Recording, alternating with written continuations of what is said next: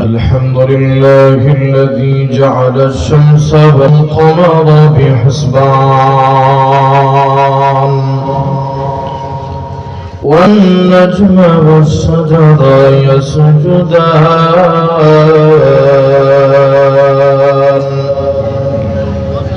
وفضل زمانا على زمان كما فضل مكانا على مكان وإنسانا على إنسان ونشهد أن لا إله إلا الله وحده لا شريك له أما بعد فأعوذ بالله من الشيطان الرجيم بسم الله الرحمن الرحيم يا أيها الذين آمنوا توبوا إلى الله توبة نصوحا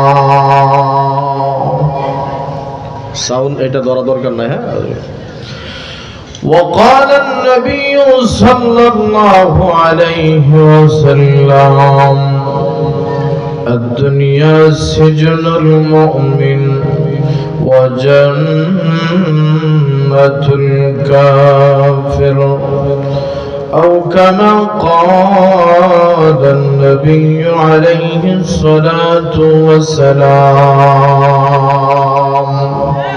حمد بحد مر خدای پکراو اک ایمادد مستے کا کرا اکدل آ دمدمی درور حراو داد اجدو فنجد روح رائنها সবাই মোহাব্বত লা ইলাহা ইল্লাল্লাহ লা ইলাহা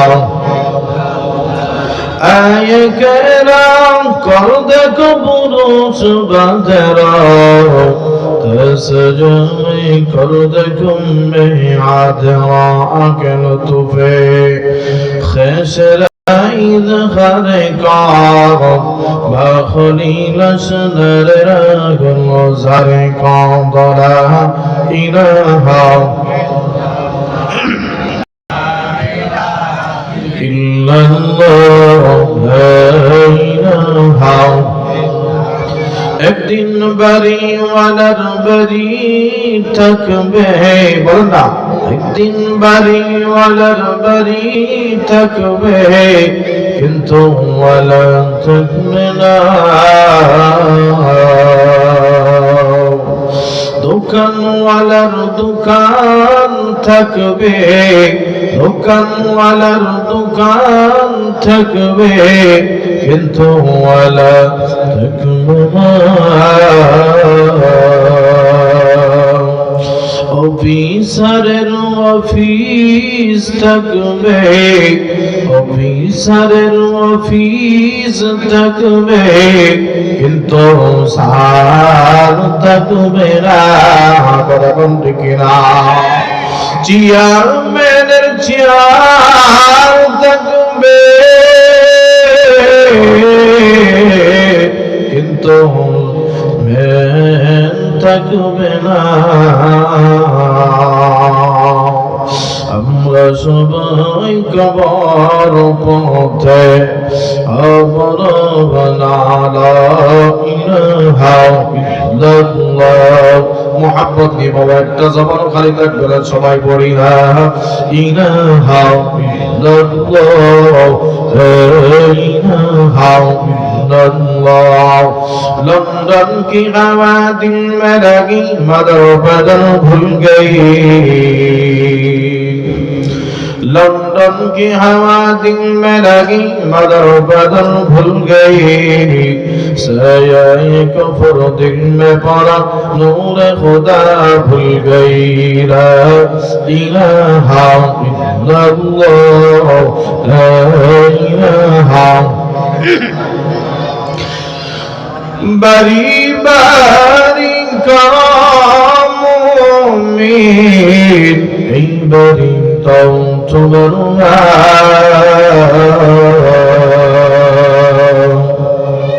তোমার আসল বাড়ি কবর আসল ঠিকানা ইলাহা ইল্লাল্লাহ লা ইলাহা كريم السجايا جميل الشيم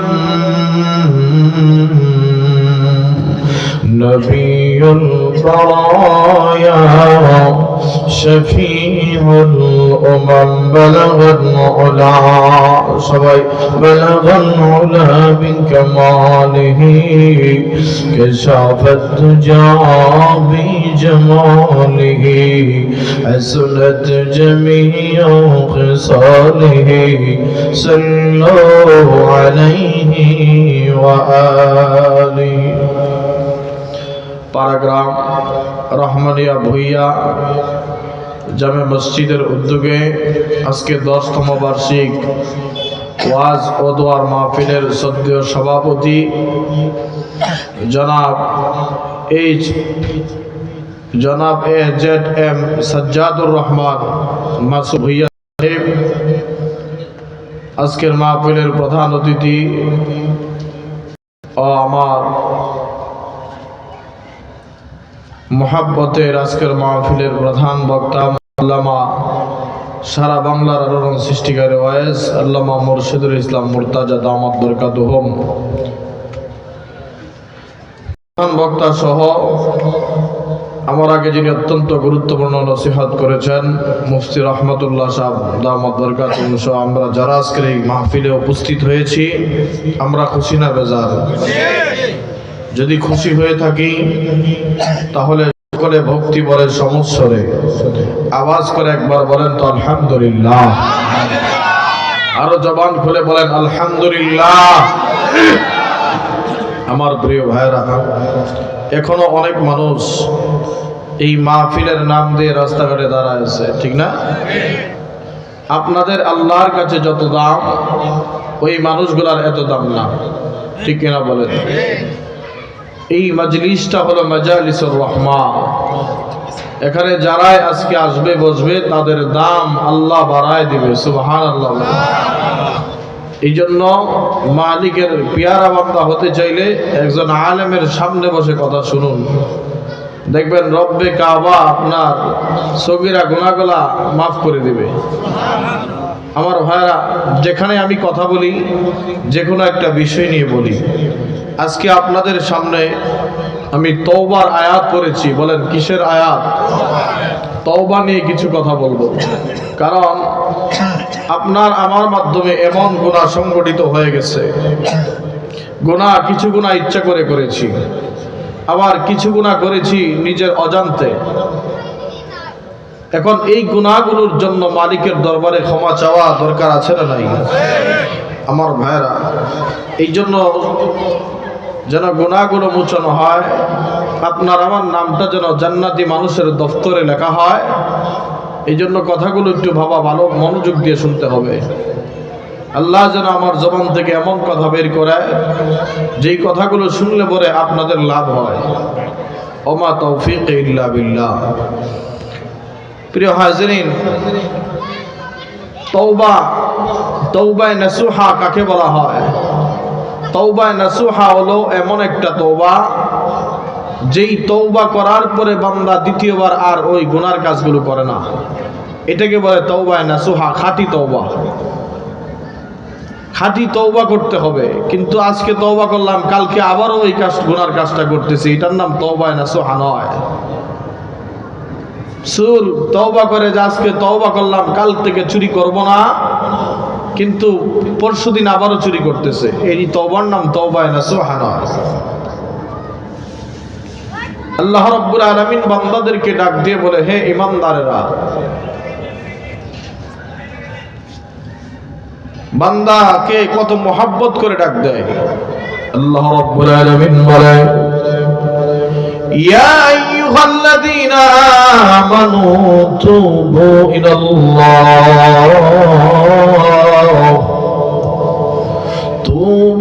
ইলাল্লাহি তাওবাতান নাসুহা।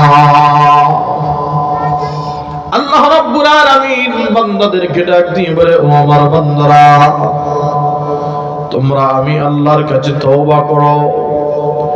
কি তওবা করবা? তওবায়ে নাসুহা তওবা করো, খাঁটি তওবা।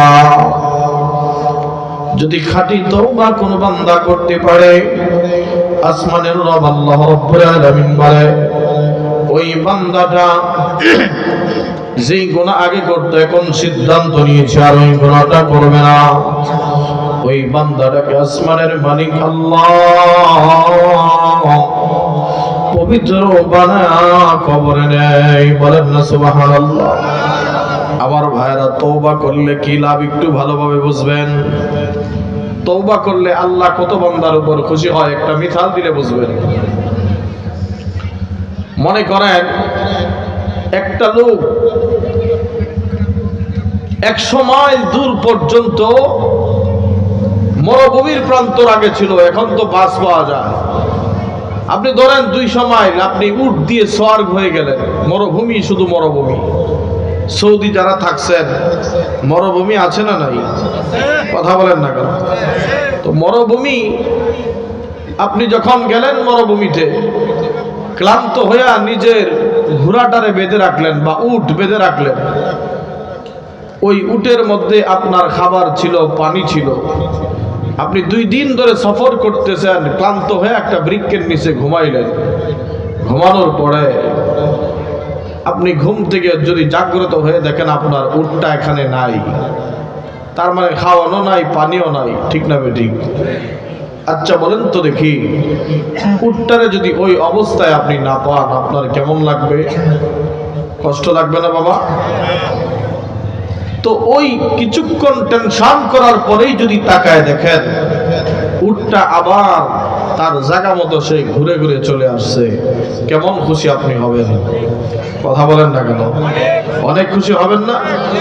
কারণ হারানো উট ফিরে পাইছেন, এইটার খুশি যে কি আনন্দ, এই আনন্দ কাউরে ব্যক্ত করা যায় না, ঠিক কিনা বলো?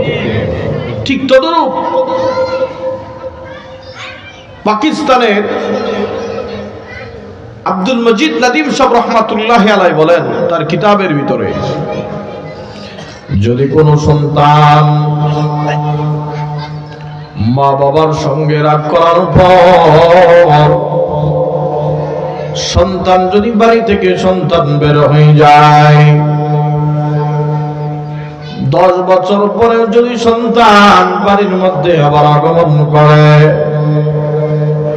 ওই সন্তান যদি মা বাবার পায়ে ধরে কান্না করে বলে, বাবা 10টা বছর তোমাদেরকে কষ্ট দিলাম আব্বু, না না আর তোমাদেরকে কষ্ট দেওয়া যায় না, আমার সকল অপরাধ গুলার অপরাধী হইয়া তোমার কাছে আব্বু হাজির হয়ে গেলাম, আপনার পায়ে ধরে যদি সন্তান ক্ষমা মার্জনা করে, আপনি বুকে হাত দিয়ে বলেন তো দেখি, আপনি সন্তানরে মাপ না পারবেন নাকি? কথা বলে না কেন? বাবা তখন ডাক দিয়ে মনে মনে বলবেন, হায়রে আমার সন্তান নিজের ভুল বুঝতে পেরে আমার কাছে মাপ চায়। তখন নিজের বাবা অথবা মা ওই সন্তানরে মাফ করে দেয়, ঠিক কিনা কম? আমার ভাইরা, আমার তদরূপ দুনিয়ার কোন বান্দা যদি গুনার রাস্তা থেকে ফিরে আইসা আল্লাহর কাছে তওবা করে, খাঁটি তওবা যদি করা হয়, আব্দুল মজিদ নাদিম সাহেব রাহমাতুল্লাহ আলাইহি বলেন, ওই বান্দা যখন কান্না করে 2 ফোঁটা চোখের পানি যখন নাকের ডুগায় চলে আসে, নাকের ডুগায় চলে আসার আগে আগে আসমানের মালিক আল্লাহ ওই বান্দার সমস্ত গুনাহগুলো মাফ করে দেয়। আমার ভাইরা, শুধু তাই নয়, তাই নয়, আপনি যখন জমিনের উপরে গুনাহ করেন, গুনার পাহাড় বানায় ফেলেন জমিন, তখন আল্লাহর কাছে নালিশ করে, ওগো আল্লাহ। জমিন তখন ডাকতে থাকে, ওগো আমার মালিক, ও আসমানের মালিক আল্লাহ, এই যে তোমার বান্দাটা গুনাহ করে, নামাজ পড়ে না, জিনা করে, সুদের কাজ করে, বড় বড় গুনাহ নিয়ে আমি জমিনের উপর পাড়ায়, ওর গুনার ভার আমি সইতে পারি না, শুধু আমার একবার অনুমতি দাও, আমি একবার মাত্র অনুমতি চাই, আমি জমিনটা একবার এপিট ওপিট হইব। যেমন আপনি আর আমি যখন ঘুমাই, ঘুমের মধ্যে নিজের পিঠকে বিছানার সাথে অনেক সময় লাগায়, আবার বিছানা পৃষ্ঠ বদল করে কি করি না, জমিন শুধু একটু অনুমতি চায়, আমার উপরের গোলারে আমি নিচে দিব আর নিচের পিঠটা উপর করব, এতটুকু অনুমতি দাও। এই জালেমরে আমি নিচে পালায় দে, এই জালেমের ভার আল্লাহ আমার সহ্য হয় না। তখন আসমানের মালিক আল্লাহ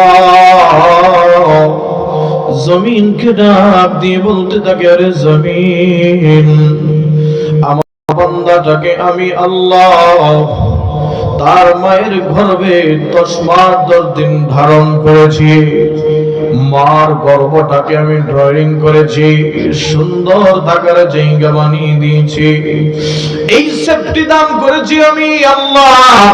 শুধু তাই নয়, জমিন, আমার বান্দার নাকটা আমি আল্লাহ বানাইছি, একবার বানায়া 1000 বার আমার কুদরতের চোখ দিয়ে আমি তাকায় দেখছি, ওর চোখটায় আমি আল্লাহ একবার নয়, 2 বার নয়, আমি আল্লাহ 1000 বার আমি আমার বান্দারে বানা দেখছি। বান্দার চেহারাটা নিজের কুদরতি হাত দিয়ে বানাইলাম। আজমিন, আমি আল্লাহ যদি বলি কোন হও, পায়া কোন হয়ে যায়, কিন্তু ওভাবে বানাই নাই, নিজ কুদরতি হাত দিয়ে আমি আল্লাহ বান্দার চেহারা বানাইছি।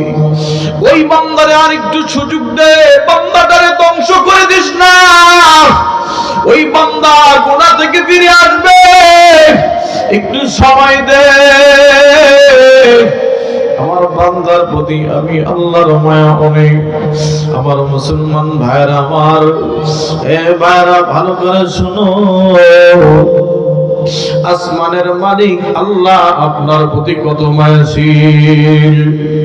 গুনাহগার বান্দাটা যখন পাপ দিনের ভিতর মনে কইরা, বান্দাটা যখন যায় নামাজ বিছায়া সাজদার মধ্যে পড়ে পড়ে সুবহানা রাব্বিয়াল আলা,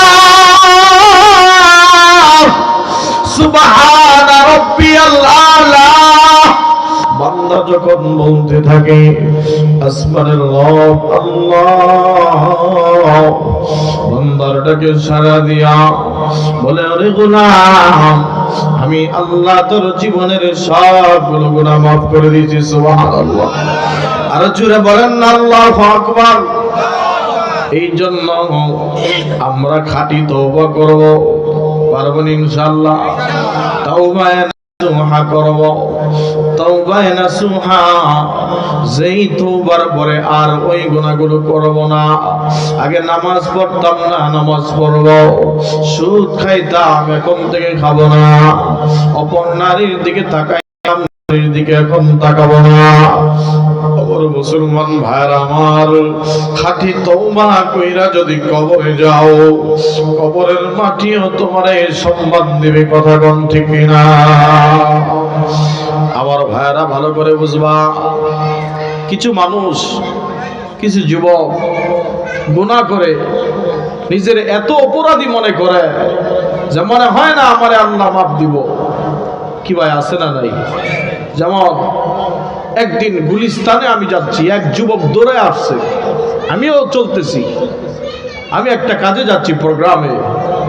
তো যুবকটা জানি না, আমাকে মনে হয় অনলাইনে চিনেছে, তো দৌড়ে আইসা হাতে ধরে কয়, হুজুর আমার 1 মিনিট সময় দেন। আমি এই যে চাচ্ছি, ওরে এখন কথা বলবো না, কারণ ওখানে আমার যেতে হবে দ্রুত। আমি ঠিক আছে 1 মিনিট সময়ের জন্য দিলাম। ও আমারে ধরেই কান্না করে বলে, হুজুর আমার জীবনে এমন এমন গুনাহ করছি, বলেন হুজুর আল্লাহ কি আমারে মাফ দিব?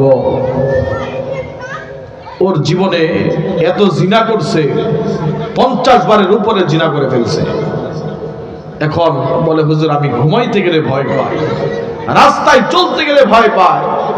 কিন্তু আমাদের ভিতরে কিছু মানুষ এমন আছে, তার সঙ্গীর সাথে যদি কথাটা বলে আমি তো এত গুনাহ করছি, তার দুস্থও তারে ডাক দিয়ে বলবো যে তোর মতো জিনাগারে আল্লাহ মাফ দিব, তুই এত বড় পাপী, তোরে আল্লাহ মাফ দিতে আল্লাহ ঠেকা বলছে না? আছে না নাই? আল্লাহ বলছে না, আমার বান্দারে নৈরাশ করো না, লা তাকনাতু মির রাহমাতিল্লাহ, আমার বান্দারে আমি আল্লাহর রহমত থেকে নিরাশ করো না, সাবধান, আমি আল্লাহ গফফার। ও যখন আমার কাছে মাফ চাবে, আমি আল্লাহরে মাফ করে দিব। সুবহানাল্লাহ। তো আমার ভাইরা কেমন ভাবে মাফ করবে যদি ক্ষমা চান?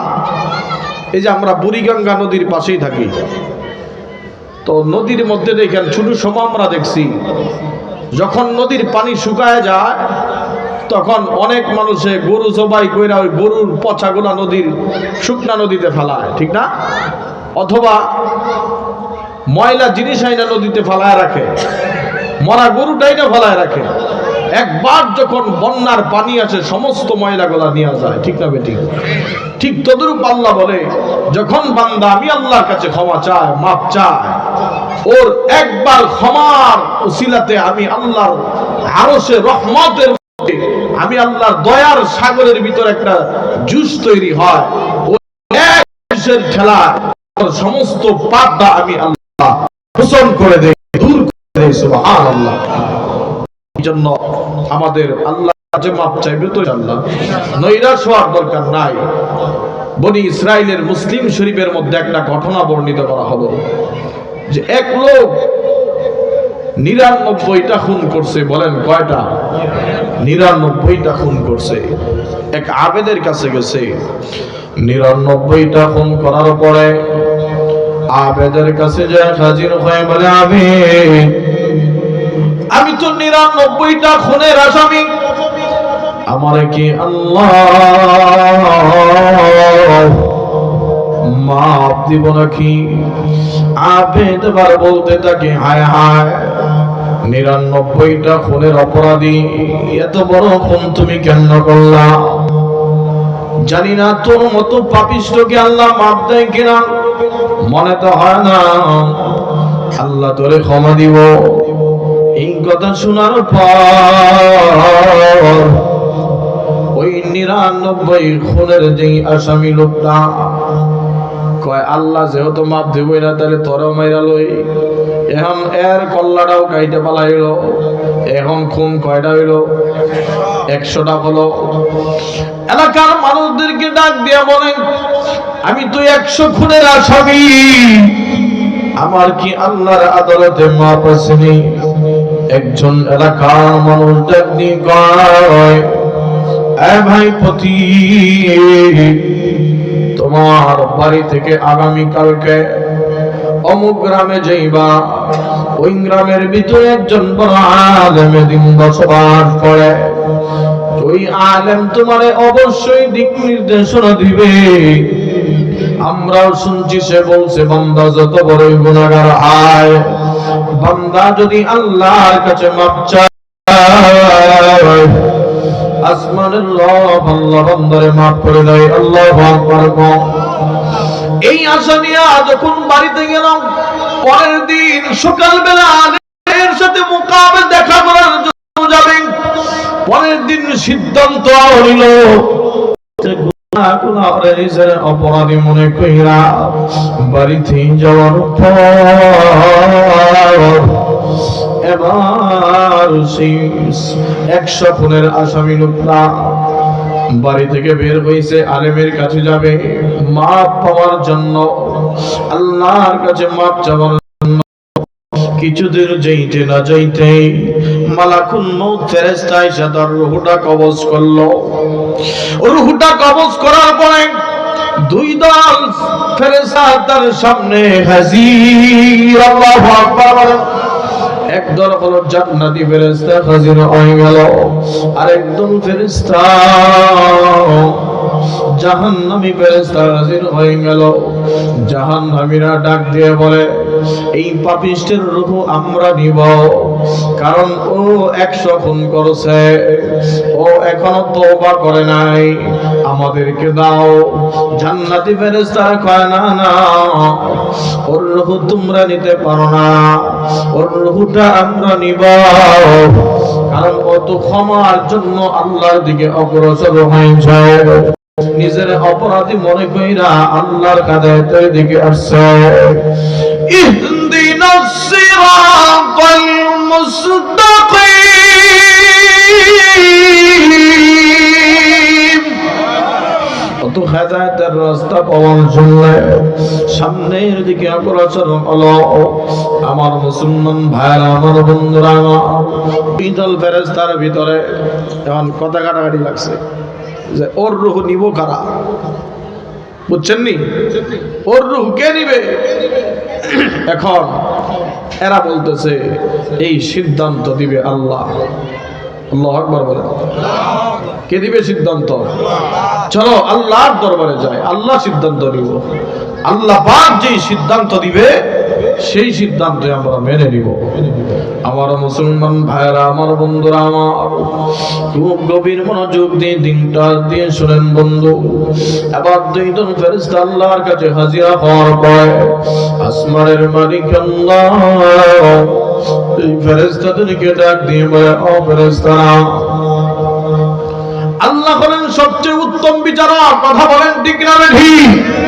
আল্লাহ তাআলা ডাক দিয়ে বলে, ফেরেশতার দল, তোমাদেরকে আমি আল্লাহ যেই ফয়সালাটা দিব, ফয়সালাটা শোনো। এই বান্দা যেখানে মারা গেছে তার বাড়ির থেকে যদি তার এই রাস্তাটা বেশি দূর হয় তাহলে সে হয়ে যাবে জাহান্নামী। আর যদি সে যেখানে মারা গেছে তার ওইখান থেকে আলেমের বাড়ির রাস্তাটা যদি কাছে হয় তাহলে আমার বান্দা হয়ে যাবে জান্নাতি। আল্লাহু আকবার বলেন। এবার ফেরেশতারা সিদ্ধান্ত পেয়ে গেল, বান্দারা কি অল্প একটু বাড়ি থেকে বের হইছে, প্রকৃতপক্ষে আলেমের বাড়ি আরো অনেক দূর। কথা বলছেন নি? তার বাড়ি কাছে।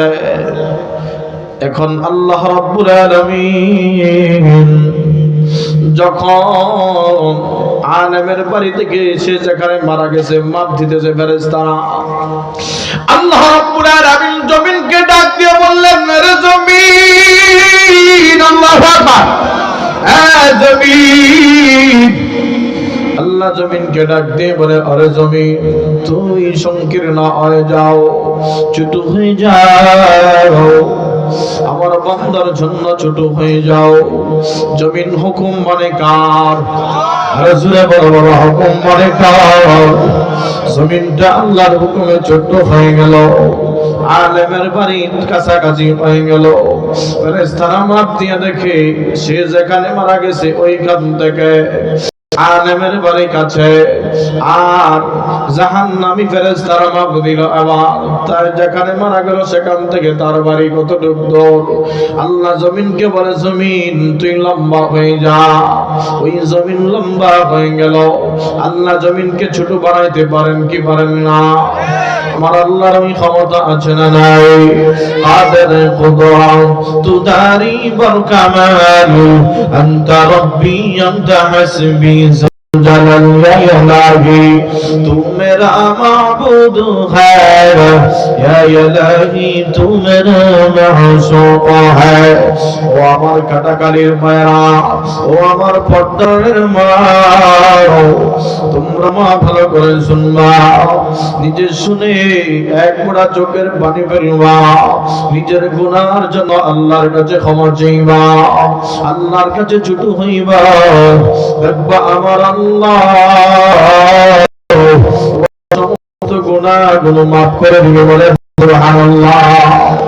এবং সিদ্ধান্ত হয়ে গেল আমার মুসলমান ভাই যখন এবার সিদ্ধান্ত হলো জান্নাতি ফেরেশতাদেরকে আল্লাহ ডাক দিয়ে বলে যাও যাও এই আমার বান্দার রূহটা নিয়ে তোমরা ইল্লিয়িনের মধ্যে রেখে দাও।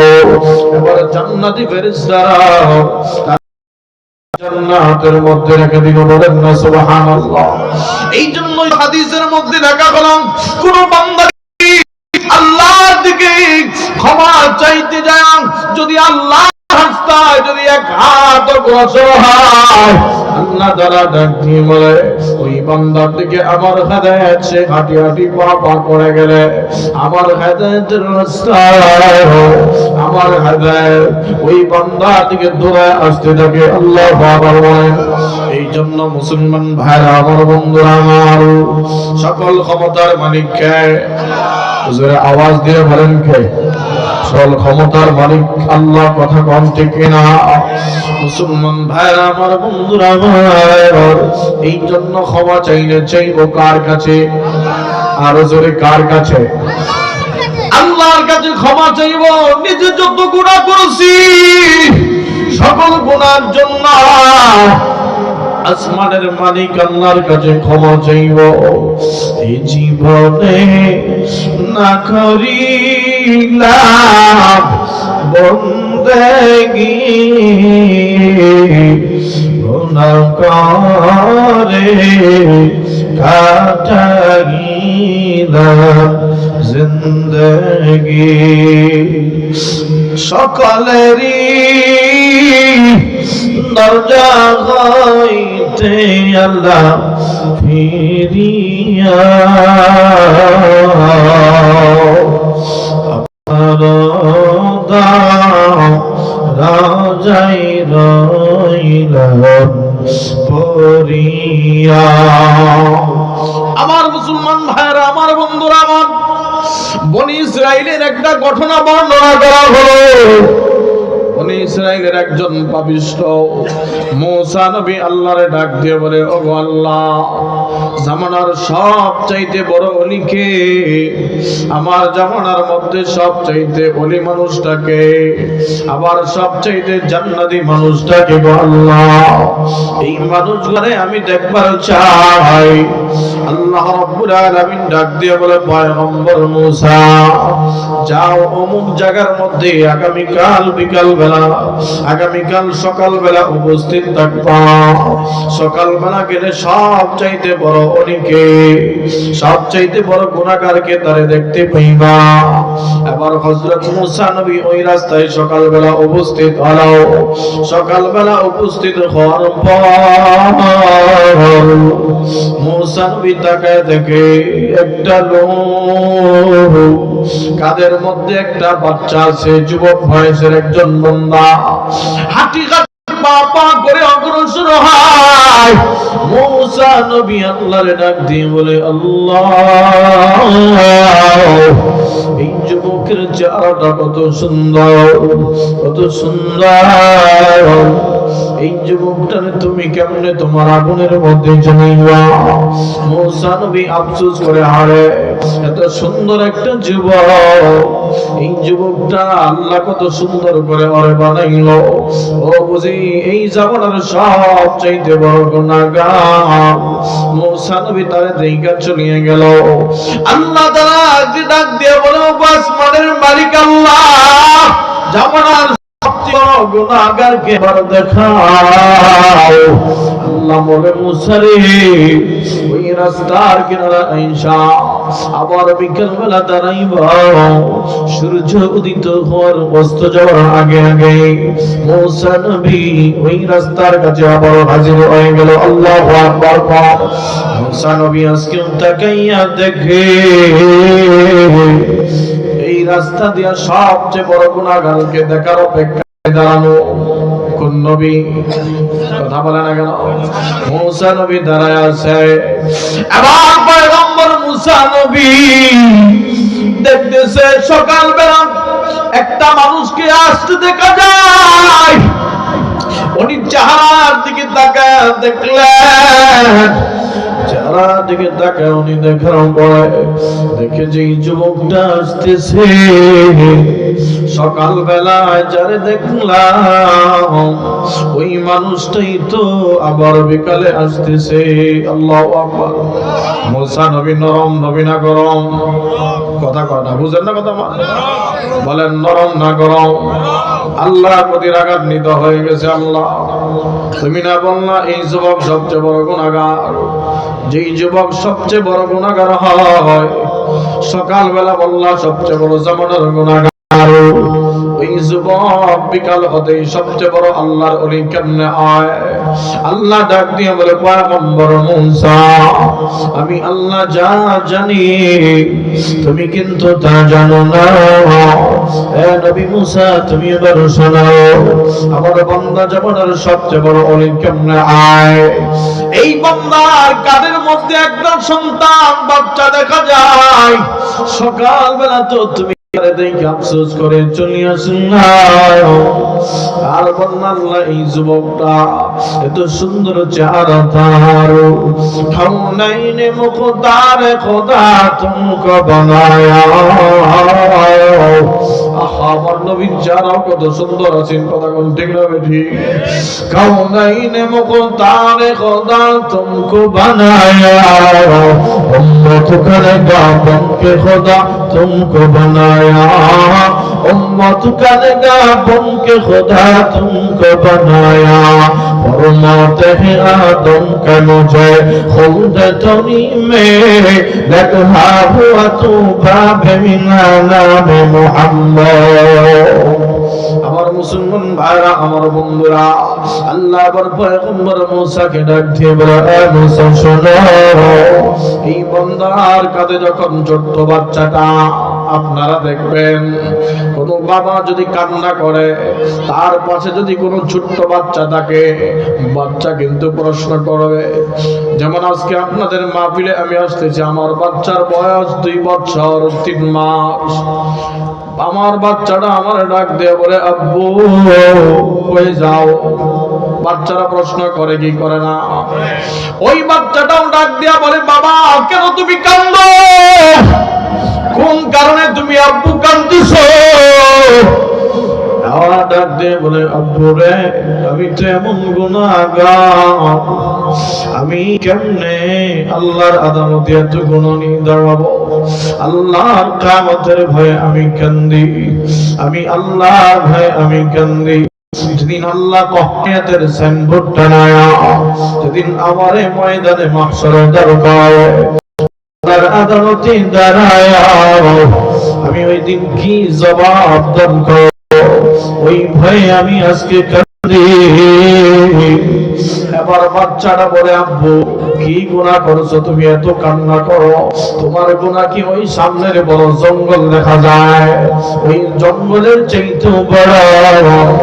ওই বাচ্চাটা আব্বু ডাক দিয়ে বলে বাবা হ্যাঁ আমার গুনার পরিমাণ ওই জঙ্গলের চাইতে বড়।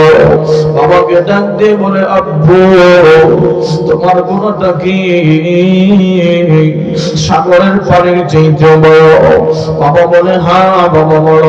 সাগরের ফেনার চাইতে বড়? হ্যাঁ।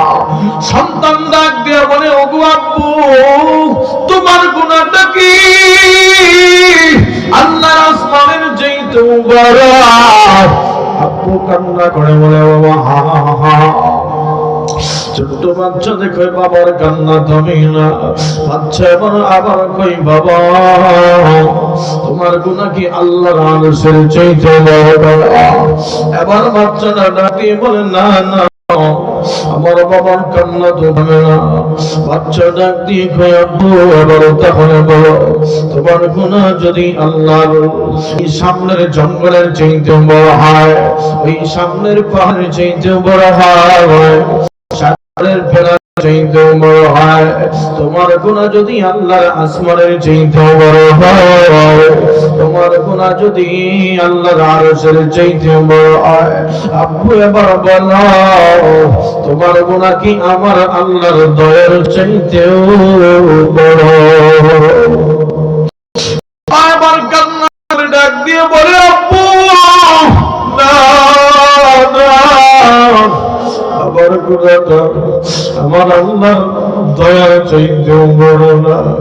বাচ্চাটা এবার ডাক দিয়ে বলে আব্বু তাহলে তুমি কেন আল্লাহর কাছে মাপ চাও না?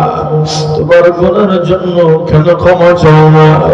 এই কথা বলতে দেরি হয় ওই লোকটা মুসা নবীকে আল্লাহ ডাক দিয়ে বলে মুসা রে আমার বান্দাটা এখন এমন ভাবে কান্না শুরু করে, এমন ভাবে কান্দে আমার কান্না করে বলে আল্লাহ তুমি ছাড়া আমার কেউ নাই, তুমি যদি তোমার গুনাহগার বান্দারে মাফ না করো বান্দা কোথায় যাবে, কার কাছে যাবে গো আল্লাহ?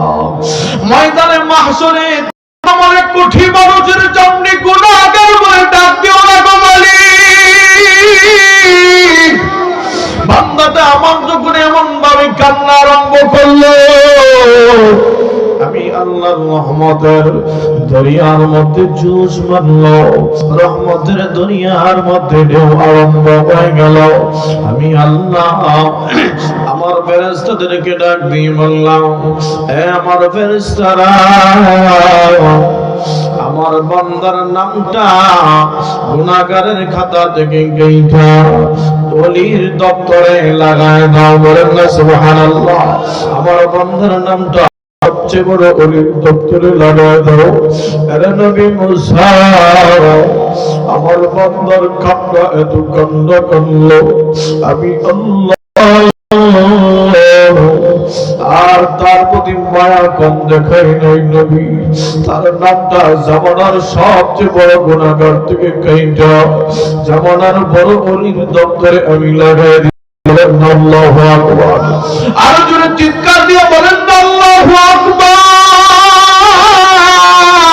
জবানটা খুলে বলেন আল্লাহু আকবার। তওবা করলে আবার তওবা বাঙ্গিলা, তওবা করে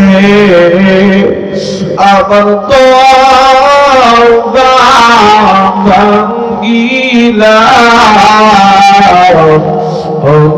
অবশেষে খাঁটি তওবা করিলা, অবশেষে খাঁটি তওবা করিলা। কত আল্লাহর ওলি হইল তওবা করিয়া, ঠিক না? কত মানুষ আল্লাহর ওলি হইল তওবা করিয়া, কত মানুষ গুনাহগার হইল গুনাহ করিয়া, কত মানুষ জাহান্নামী হইল গুনাহ করিয়া। জীবনে না করিলাম বন্দেগী গুনাহ করে কাজ ठाईला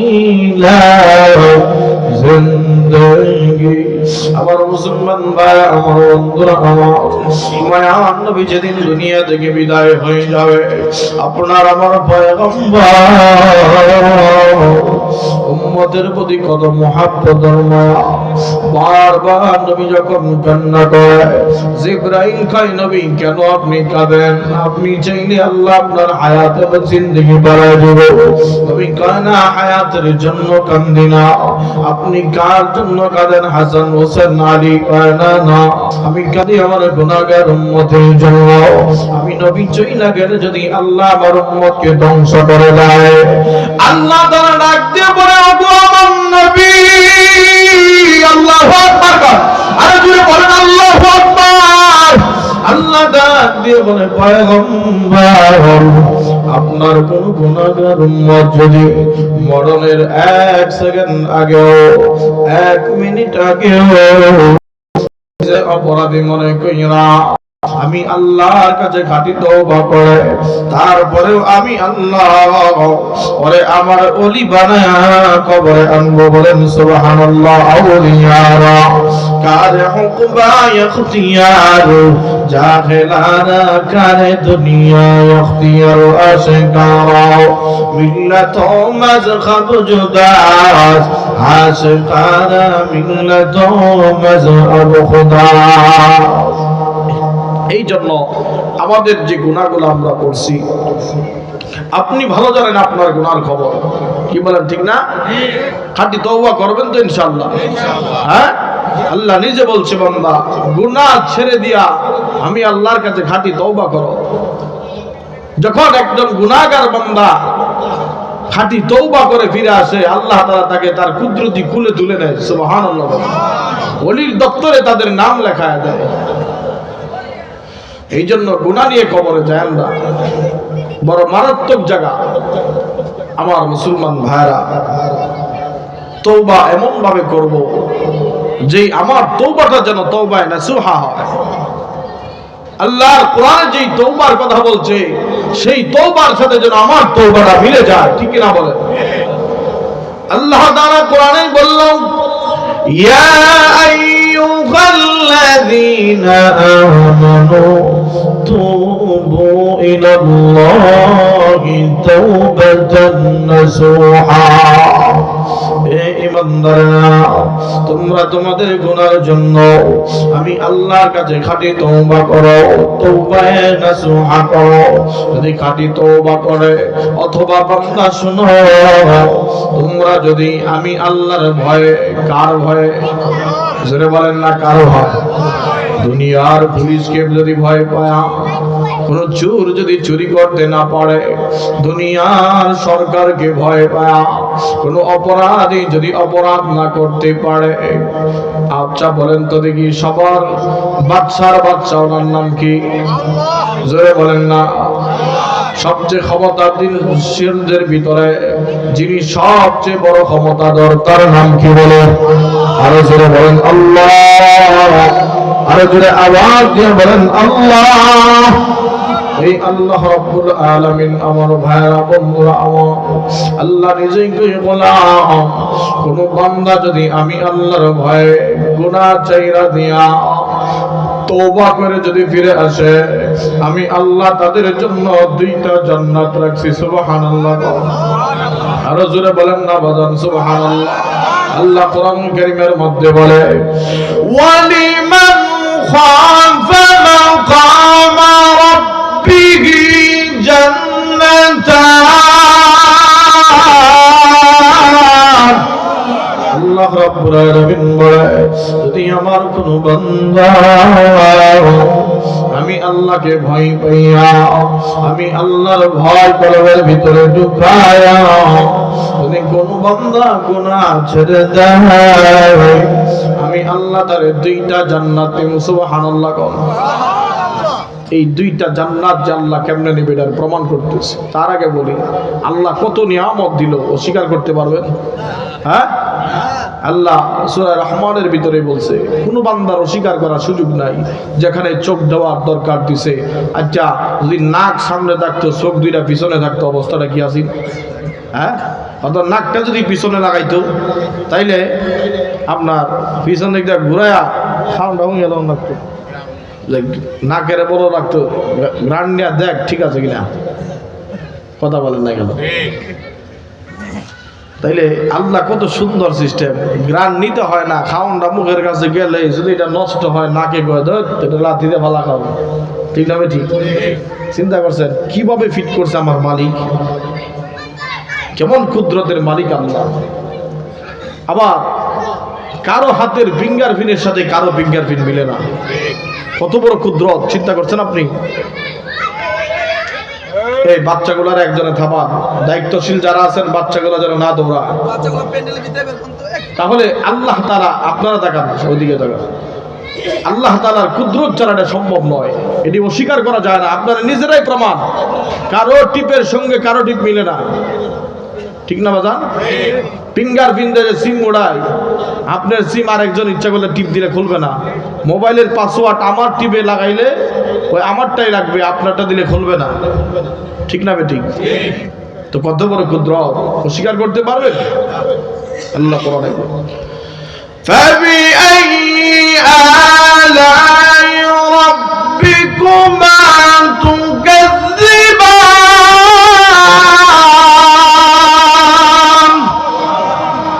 কোন বান্দা আল্লাহর নিয়ামত অস্বীকার করার সুযোগ দেয়, ঠিক না বেঠিক? আমার মুসলমান ভাইরা, তো যেটা বুঝাইতে চাইলাম, আল্লাহ বলতেছে ওয়ালিমান খাফা মাকামা রাব্বিহি জান্নাতান। আমি আল্লাহ যারা আমাকে ভয় কইরা, যেই বান্দা গুনাহ ছেড়ে দিল, কোন নারীর দিকে তাকাইলো না, কোন নারীর সাথে জিনা করলো না, কোন সুদ খাইলো না, অপরের হক লুণ্ঠন করলো না, কারো জমির আইল কাটতে নিজের আইল বানাইলো না, ওই বান্দাগুলা আমারে ভয় কইরা যে করলো, আমি ওদের জন্য 2টা জান্নাত রাখলাম। আজকের একটা তাজা নিউজ, কি নিউজ? তাজা নিউজ হলো আপনার বৈজ্ঞানিকরা গবেষণা করতে করতে তো চাঁদের দেশে ঢুকছে, তাই না? এখন আবার গবেষণা চালায় যাইতেছে সূর্যের দেশে যাইতে।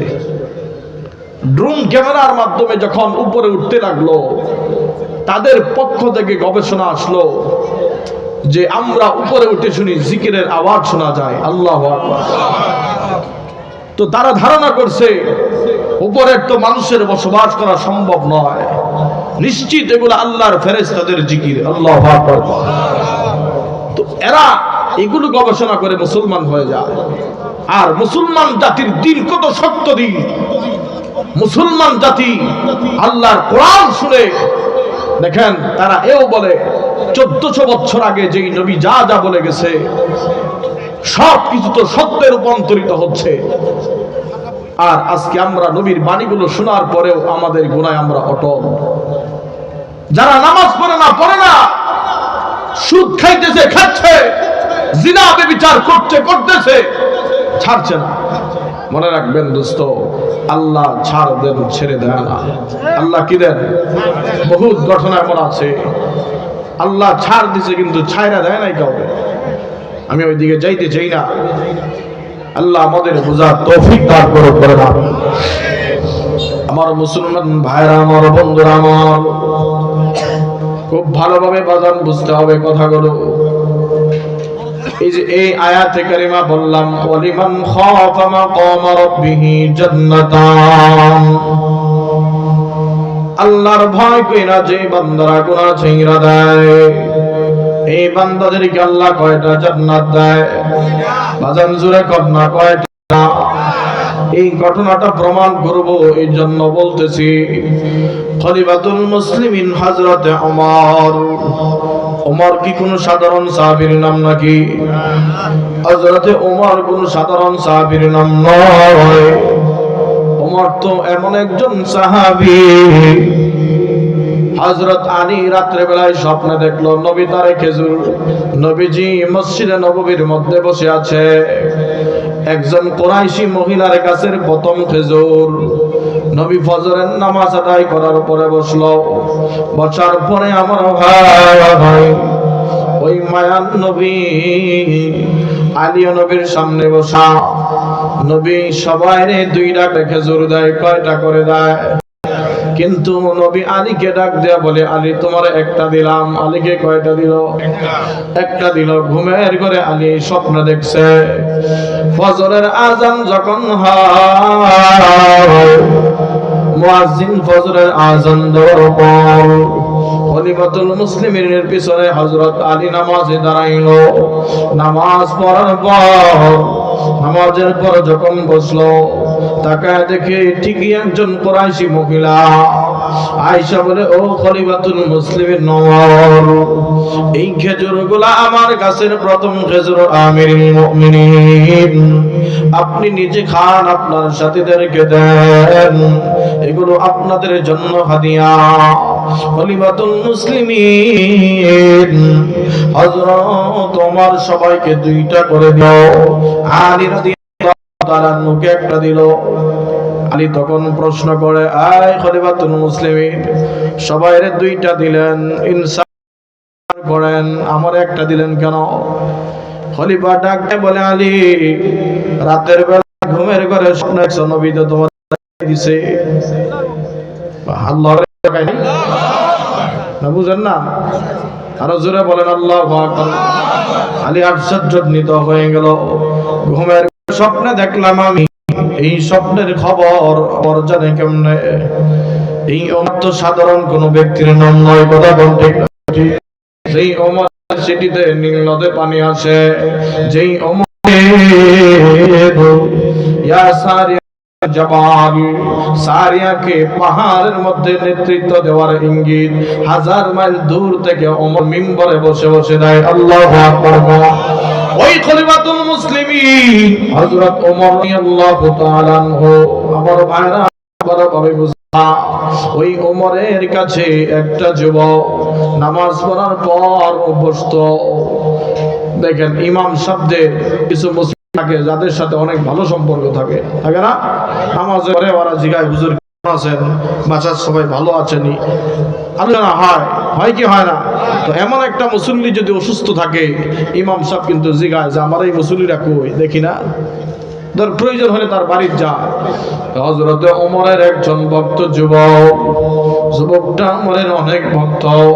প্রত্যেকদিন নামাজের পর ওমর রাদিয়াল্লাহু তাআলা ওর কাছে বসতো। খলিফাতুল মুসলিমিন হযরত ওমর হঠাৎ করে একদিন দেখে এশারের নামাজের পরে যুবকটা গেল, আর ফজরেও আসলো না। পরের দিন জোহর হয়ে গেল, আসে নাই। আসর হলো, আসে নাই। মাগরিব আসে নাই। ওমর এমন ভাবে 2 দিন পার হয়ে গেল। খলিফাতুল মুসলিমিন ওমর এবার খবর লাগাইলো, যুবকটাকে আসে না, অসুস্থ নাকি। হযরত ওমর প্রতিনিধি পাঠাইলো যুবকের বাড়িতে। প্রতিনিধি পাঠানোর পর হযরত ওমর রাদিয়াল্লাহু তাআলা আনহু প্রতিনিধিকে আবার যখন যাইয়া জিজ্ঞাসা করলো, যুবকের বাড়িতে যায়, দেখে যুবকের বৃদ্ধ বাবা উপস্থিত। যুবকের বাবাকে বলে, ওমর পাঠাইছে আপনার সন্তানের খবর নেওয়ার জন্য। আল্লাহু আকবার। এবার মুসলমান ভাই, এখন যখন এই যুবকের কাছে যখন যুবকের তত্ত্বটা জানার জন্য মুরব্বীকে প্রশ্ন করা হলো, মুরব্বী ডাক দিয়ে কয়, আমার সন্তান তো আরো 2 দিন আগেই মারা গেছে, কবরে দাফন করে দিছে। আশ্চর্য সংবাদ, আমাদেরকে তো কিচ্ছু আপনি জানাইলেন না, ব্যাপারটা কি? মুরব্বী কয়, তাহলে আবার শোনো, আমার সন্তান খলিফাতুল মুসলিমিন ওমরের অনেক ভক্ত ছিল। খলিফাতুল মুসলিমিনের পিছনে তাকবীরের সঙ্গে নামাজ আদায় করত, সালাত আদায় করত। মুকুন চুস্তি এই নামাজে পাঞ্জে গানা, ওয়াইলুন লিল মুসাল্লিন আল্লাযীনা মুমিনারা, এই নামাজ ইমদাদে দা ইস্তাহিনু আয়াতে কুরআনহা, আয়াতে কদম আফলাহা আয়াতে কুম और कुंदर तरबूज अज़दिन सादिका। হে মাতাপুরের কাটাকালের মুসলমান আল্লাহর গোলাম, ও পর্দারের মা গো, আমার কথাগুলো মা ভালো করে শুনে নাও, শুনে নাও। এবার যখন যুবকটা ডাক দিল, চাচা কি কারণে না গেল? ওই আমার সন্তান যখন ওমরের পিছনে এশার নামাজ আদায় করার পরে আসতে প্রতিমধ্যেই একজন জিনাকার মহিলা আমার সন্তানের সাথে অনেক দিন ধরে চায় জিনার কাজ কমপ্লিট করে। আমার সন্তানকে অন্য মিথ্যা কথা বলে বাড়িতে নিয়ে গেল। বাড়িতে নিয়ে যাওয়ার পর আমার সন্তানের সঙ্গে যখন কাজ কমপ্লিট করে, এমন সময় এমন সন্তানের ভিতরে আল্লাহর ভয় আসলো। আরে আমার সন্তানের ভিতরে ভয় আসলো। আমার সন্তান যখন টেনশনের মধ্যে পড়ে গেল, দেখবেন মানুষ বেশি বেশি টেনশন করলে ব্রেন স্ট্রোক করে, ঠিক না বেটি? বেশি টেনশন করলে মানুষের ঘুম আসে, ঠিক না? মানুষটা তখন ঘুমায় যায়। তখন সন্তানের সাথে জিনা কমপ্লিট করবে এমন একটা অবস্থা। এমন সময় সন্তান আল্লাহর ভয় নিয়া ওই যুবকটা, আমার ছেলে যুবক, আমার মুসলমান ভাইরা, আমার বন্ধুরা, আমার সন্তান তো বাবার সন্তান তো বলে বাবা আবার ওই লোকটারে শোনাইতেছে, ভাই আমার সন্তান। এবার আল্লাহর ভয় ঢুকছে তার কলবে। সে মনে মনে চিন্তা করে আল্লাহর সামনে আমি কেমনে দাঁড়াবো? এই চোখ দিয়ে তো আল্লাহকে দেখতে চাই না, আমি তো আল্লাহর জান্নাতের ভিতরে ঢুকতে চাই। কিন্তু এই মহিলার সঙ্গে যদি আজকে জিনা করা হয়, তাহলে তো আমি ওমরের সামনে দাঁড়াইতে পারবো না, আমি আমার রব আল্লাহর সামনে আসরের ময়দানে দাঁড়াতে পারবো না। আল্লাহর ভয় যখন আরম্ভ করলো, আমার সন্তান তখন অজ্ঞান হয়ে পড়ল ঘরের ভিতরে। আমার সন্তান অজ্ঞান হয়ে যাওয়ার পর মহিলা যখন দেখতেছেন সন্তানের আর ফিরে না, এবার ওই জিনাকার মহিলা আমার সন্তানটাকে বের করে দিল। খলিফাতুল মুসলিমিন যদি জানে এই যুবক আমার পড়ে গেছে বা অজ্ঞান হয়ে পড়ে আছে, সকালবেলা মদিনার সবার সামনে আমার বিচার করা হয়, ভয়ে সন্তানটা আমার মহিলা বাইরে বের করে রাখলো, রাস্তার কিনারায় ফালায় রাখলো। সন্তান আমার ডাক দিয়ে বলে আব্বু। আমাকে রাখার পরে আল্লাহ তাআলা আমাকে সুস্থ করে দিল। আমি বাড়িতে কোনো রকম আসলাম, হুঁশ আসার পর, আমি বাড়িতে আসার পর সন্তানটা আমি বাবা বলে আব্বু আমার সঙ্গে তো এমন এমন ঘটনা ঘটে গেল, আব্বু গো আমি তো ভীষণ অসুস্থ হয়ে পড়লাম। বাবা যদি আমি না বাঁচি, আমি যদি মারা যাই সূর্য উদিত হওয়ার আগে আগে, আমি বাবা যখন সন্তানের ডাক শুনে বের করলাম, দেখি আমার সন্তানটা অনেক কষ্ট করে দরজা পর্যন্ত আসলো। ঘরের ভিতরে এসে আমাকে কথা বলার পরে আমারে বলে আব্বু তোমাকে কয়েকটা নসিহত করো, যদি আমি মারা যাই মদিনার কাউকে জানানোর কোনো দরকার নাই, তুমি আমারে দাফন করে দিবা, জানাজা পড়ে দাফন করে দিবা। আব্বু আমার সন্তানের ওসিয়ত অনুযায়ী সন্তানকে দাফন করছি, কিন্তু সন্তানের এই এই ঘটনা ঘটে গেছে। এই জন্য না খলিফাতুল মুসলিমিন হযরত ওমরের কাছে আবার হাজির। আল্লাহু আকবার বলেন। খলিফাতুল মুসলিমিনের কাছে বড় হাজির হয়ে গেল। আমার মুসলমান ভাই, খলিফাতুল মুসলিমিন এই ঘটনা শোনার পরে কোরআনের আয়াত বলে যাও যাও এই যুবকের কবর জিয়ারত করতে আমরা যাব। যুবকের কবরের কাছে যাব। হাজার হাজার মানুষ খলিফাতুল মুসলিমিনকে দেখার জন্য আসছে। আল্লাহু আকবার। এখানে যদি কোন প্রধানমন্ত্রী আসে মানুষ আসবে না? না। কোন নায়ক নায়িকা আয় প্রধানমন্ত্রী, ঠিক না বেটি? আমার মুসলমান ভাই খলিফাতুল মুসলিমিনের খবর শুনছে। খলিফাতুল মুসলিমিন আসার পরে হাজার হাজার মানুষের আগমন হয়ে গেল। এবার তারা এটাও শুনল খলিফাতুল মুসলিমিন কবরের যুবকের সঙ্গে ওমর কথা বলবে। আল্লাহু আকবার। ওই কবরের মানুষটা যদি আল্লাহ তাআলা ক্ষমতা দেয় কথা বলতে পারে কি পারে না? আল্লাহর ওই ক্ষমতা নাই, আছে না নাই? আছে? সন্দেহ আছে নাকি? قادر قدرة تداري بركمال أنت ربي أنت حسبي ذو الجلال والإكرام तू मेरा माबूद है या इलाही तू मेरा माशूक है। সমস্ত মানুষের ভিতরে কৌতূহল জাগলো। ওমর কবরের সামনে দাঁড়ায় বলে, কোরআনের আয়াত তেলাওয়াত করে বলতেছে, ওয়ালিমান খাফা মাকাম রাব্বিহি জান্নাতান। এই কালামে জিন্দা কুরআন হাকিম হিকমতে উলা ইয়াজালাস্তু কাদিম জামিআন মা ফিল কুরআন হাকিম ফাকাসরাত আনহু আফখাম রিজালি। ও মুসলমান ইমানদার গোলাম, হযরত ওমর বলতেছে, আল্লাহর কোরআনের আয়াতে তো আল্লাহ বলল, ওয়ালিমান খাফা মাকাম রাব্বিহি জান্নাতান। যে মানুষটা আল্লাহর ভয়ে গুনাহ ছেড়ে দেয়, আল্লাহ তারে দুইটা জান্নাত দেয়। কবরের যুবকের দিকে ইঙ্গিত করে ডাক দিয়ে বলে, আয় কবরের যুবক, তোরে আমি প্রশ্ন করে বলতেছি, তুমি বলো আল্লাহ কি তোমারে দুইটা জান্নাত দিল নাকি? কারণ তুমি তো আল্লাহর ভয়ে জিনা করলা না মহিলার সঙ্গে, আল্লাহর ভয় ঢুকার কারণে তুমি জিনা করো নাই। ইয়া আইয়ুহাল্লাযীনা আমানু তাকুল্লাহ।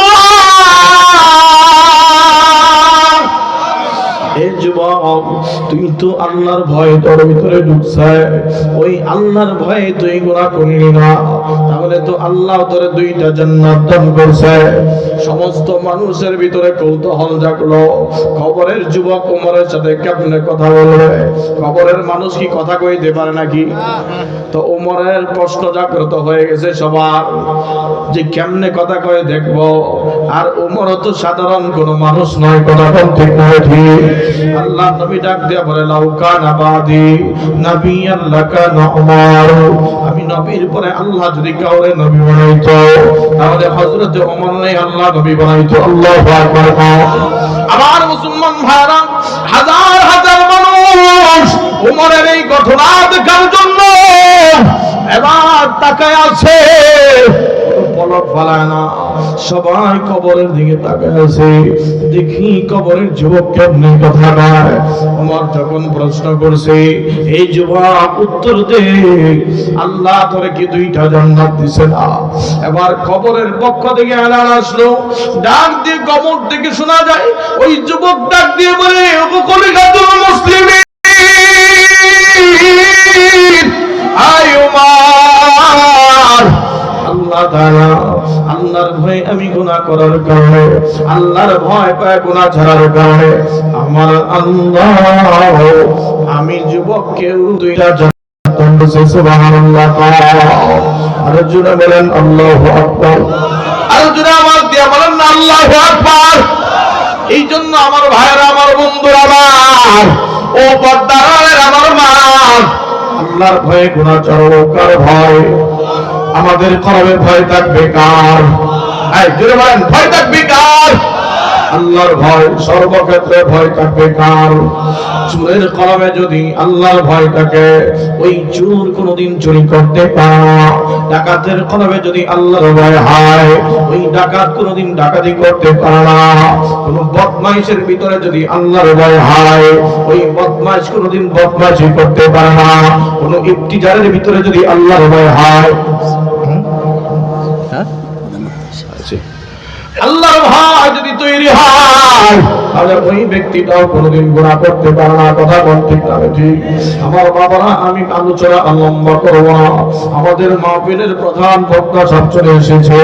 শুধু আপনাদেরকে আমি একটাই মেসেজ দেব, এই যে মাহফিলটা এত সুন্দর একটা আয়োজন, এত সুন্দর একটা আয়োজন, আমার মহাব্বতের মানুষ আলী মেম্বর কাকা, ওনারা এত সুন্দর করে এত ভালো একটা আয়োজন করছে। আপনারা এতে খুশি না বেজার? হাজারো মানুষ, অনেক মা বোনরাও সিদ্ধান্ত গ্রহণ করে, অনেক মা বোনরাও সিদ্ধান্ত গ্রহণ করে, যেই বোনের ভিতরে আল্লাহর ভয় ঢুকবে, ওই বোন কোনোদিন বেপরদায় চলতে পারে না, পর পুরুষের সঙ্গে কোনোদিন কথা বলতে পারে না। কথা বল ঠিক না বেঠি? আচ্ছা বলেন তো দেখি, সব সময় ভয় আল্লাহরে করবো ঠিক না বেঠি? সব জায়গায় আল্লাহকে ভয় করবো তো? আল্লাহর ভয় থাকলে বেনামাজি কোনোদিন নামাজও ছাড়তে পারে না। সুতরাং আজ থেকে সিদ্ধান্ত একটাই হবে, আমার জীবন মরণ, আমার সব কিছু হবে কারোর জন্য। আরে জোরে বলো কারোর জন্য? আল্লাহর জন্য। আল্লাহ কোরআনে বলে, আমি এই কথা বলেই আলোচনা শেষ করে দিব। আল্লাহ তাআলা বলে, কুল ইন্না সালাতি ওয়া নুসুকি ওয়া মাহইয়ায়া ওয়া মামাতি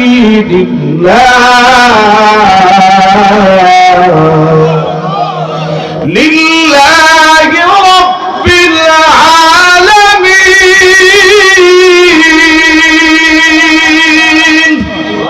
মুসলমানি বহুত করদান নিহাদান ইনানে খুদ বদস্তে খাজাদান। মুসলমানের জীবন হবে আল্লাহর জন্য, মুসলমানের নামাজ হবে আল্লাহর জন্য, মুসলমানের কুরবানি হবে আল্লাহর জন্য, মুসলমান কথা বলবে আল্লাহর জন্য, মুসলমান যুদ্ধ করবে আল্লাহর জন্য, মুসলমান রোজা রাখবে আল্লাহর জন্য, যখন চুপ থাকার প্রয়োজন হয় সেটাও করবে আল্লাহর জন্য। অর্থাৎ মুসলমানের যাবতীয় কাজগুলো হবে কার জন্য? আল্লাহর জন্য। ঠিক কি না বলেন? তওবা করব আল্লাহর জন্য। আল্লাহ তাআলা আমাদের সকলকে, আল্লাহ যে কোরআনে বলল, হে বান্দা, ইয়া আইয়ুহাল্লাযীনা আমানু তুবু ইলাল্লাহি তাওবাতান নাসুহা, খাঁটি তওবা করে আসবা। আমরা তো এমন তওবা করি, এই যে এখন বিড়ালের তওবা, বিড়ালের তওবা কেমন? বিড়াল মালিক যখন মাইট দেয় কয় আর মাছ খাবো না, শুটকিও খাবো না, কিন্তু একটু পরে আবার যখন সামনে পরে চাইরা দেয়নি, তা আপনার আমার অবস্থা এমন, গুনার কাজ আবার আইলে ঠিকই গুনাহ করি। আল্লাহ তাআলা আমাদের সকলকে সমস্ত গুনাহ থেকে ফারেক করে খাঁটি তওবা করে কবরে যাওয়ার তৌফিক দান করুন। আজকে যারা এই আলোচনা আয়োজন করেছে, বিশেষ করে আমার বন্ধুবর জনাব হাফেজ মাওলানা মাসুম বিল্লাহ, আমার দুস্থ দাওয়াতে এসেছি। আল্লাহ তাআলা হযরতকেও ওনার হায়াতে বারাকা দান করুক, বলেন আমিন। তো আমরা, আমার জন্য দোয়া করবেন, আমি আপনাদের জন্য করি।